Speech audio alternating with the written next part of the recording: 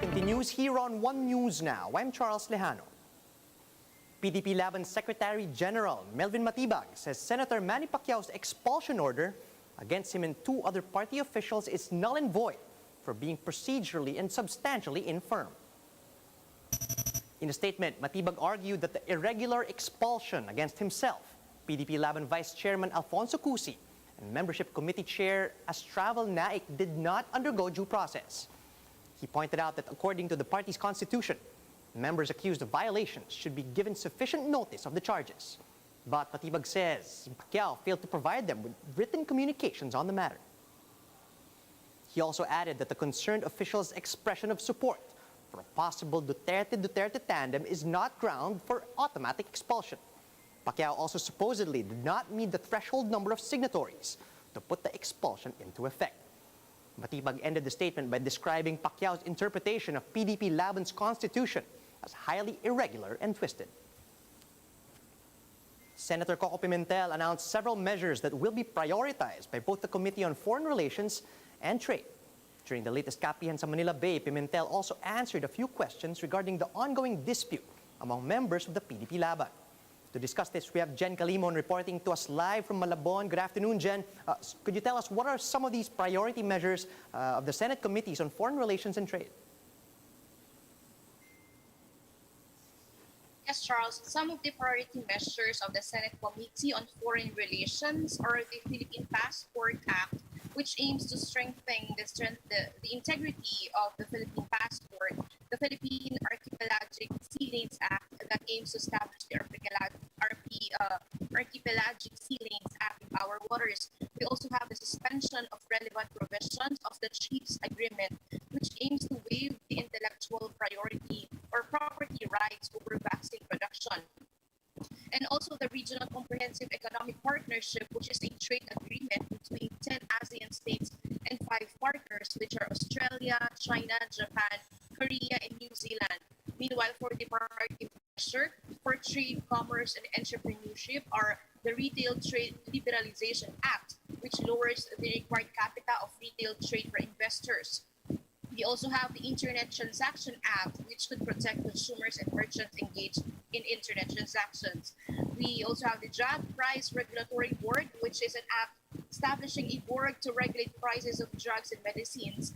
And another priority measure is the amendment to the Price Act, so PPEs could be included as a prime commodity, and also bills on Trans Fat Free Philippines, which is an act to protect us Filipinos from the harmful effects of trans fat acids. All of these measures under the Committee on Foreign Relations and Trade are being headed by Senator Pimentel. Charles? Jen, at least according to Senator Pimentel, do we have enough time for all of these priority measures, these bills, to be passed into law? Well, Charles, Senator Pimentel said that best effort should be done for these bills to be passed into law. I just mentioned some priority measures, but there are actually a lot more to that. So Senator Pimentel really can't guarantee if these measures would be enacted into law given the complexity of some measure that requires a deeper discussion. But he hopes that the Drugs Price Regulatory Board would be enacted into law immediately because we need to regulate the prices of medicine, especially for cancer drugs and other specialized medicines. Charles? Jen, let's shift over to this very, very public dispute within the PDP-Laban. What is the current stand of Senator Pimentel regarding this conflict? Yes, Charles. Senator Pimentel is saying that their feud is an internal matter and the cause really is the preparation for the president's term for 2022 to 2028, which should not be affected by what is happening in the current term, which is 2016 to 2022, because it is already done. They have already won the elections in 2016, so they should just focus on the next term and support the legislative priorities and other priorities of this administration. He also clarified, Charles, that he is not keen into party hopping because he has been with the party for like 20 years. And this should also not be taken against Senator Pacquiao. Now, since they have already expelled Senator Cusi from the party, they do not have plans to attend the National Assembly on July 17, which was initiated by Secretary Cusi because he and Senator Pacquiao do not recognize his authority. He also said that it is illegal because the president must first be informed of all the happenings in the party, and he has the sole power to give decisions and not the vice chairman, which is Secretary QC. Charles? Right, Jen, Senator Pacquiao was appointed as acting president, was placed into that position. What was the rationale behind this, according to Pimentel? Well, Charles, Senator Pimentel clarifies that there was a process in assigning Senator Pacquiao as the president of the party. He mentioned that it was an automatic succession when Senator Coco Pimentel, who was the president then, stepped down and he gave his throne to Pacquiao, who was the executive vice president then. So there is no legitimacy or any other legal issues about that, Charles. Yeah, Jen, so is Senator Pimentel in support of Energy Secretary Cusi's move to maybe try to reorganize the PDP-Laban? Charles, definitely not, because like what Senator Caucus mentioned, Senator Cusi is just the vice chairman of the party and not the president. He also accused Senator Cusi of power grabbing because he recognized members of the party who are not fully compliant with the membership requirements of PDP-Laban. He is also accusing Cusi of steering the direction to where the party should go, which is the responsibility of the president, not him. Senator Pimentel also said that he even wrote Secretary Cusi last February saying that he should only recognize the genuine members of the party who invested their time and blood in supporting the ideology of the party, and not just anyone who instantly or just recently became party members. He also mentioned that he asked Cusi and his members before on who they think could be their standard bearer, but Cusi didn't say anything. And now, Senator Pacquiao and Pimentel are being surprised with media reports that Senator Cusi is supposedly supporting an outsider of the party for presidency, which is Davao City Mayor Sara Duterte. For Pimentel, the camp of Cusi is keeping cards to themselves, probably because they have a different motive or political moves, which he finds suspicious. Charles? Thanks for that, Jen. That was Jen Calimon reporting live from Malabon. One political science professor believes that Senator Manny Pacquiao might be better off leaving PDP-Laban. Speaking with 1PH's Wagpo, UP political science professor Claricia Carlos said that the cards are supposedly stacked against him and even Senator Coco Pimentel inside the PDP-Laban.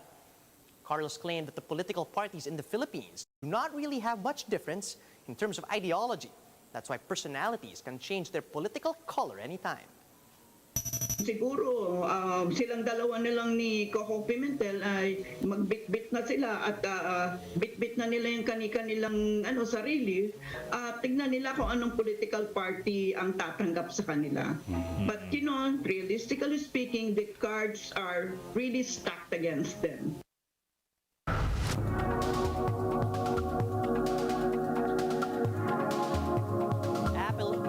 Is looking to increase its production of the 2021 models of their iPhone by next year. Let's get more details from Bloomberg's Debbie Wu, reporting on Bloomberg Markets China Open. So Apple is now asking suppliers to build as many as 90 million next-generation iPhones this year.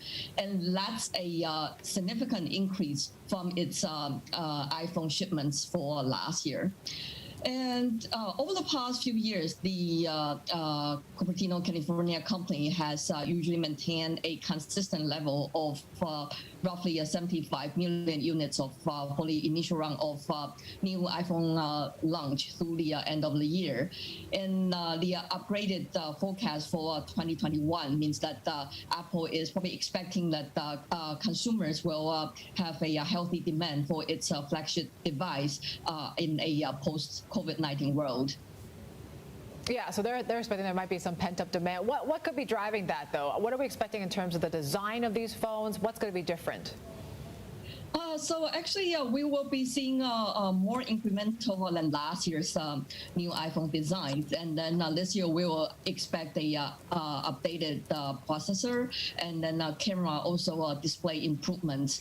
And then one of the most notable function is that Apple is probably going to reduce the size of the notch, so that consumers will have a bigger screen viewable space.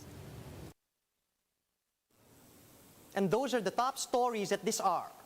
Join us later at 1 p.m. as we continue to monitor the day's biggest stories. You can also catch One News on Signal Play. Register for a free account at www.signalplay.com so you can stream One News live anytime and anywhere. I'm Charles Lejano. Mask on, wash hands, and stay safe, Philippines. We are One News.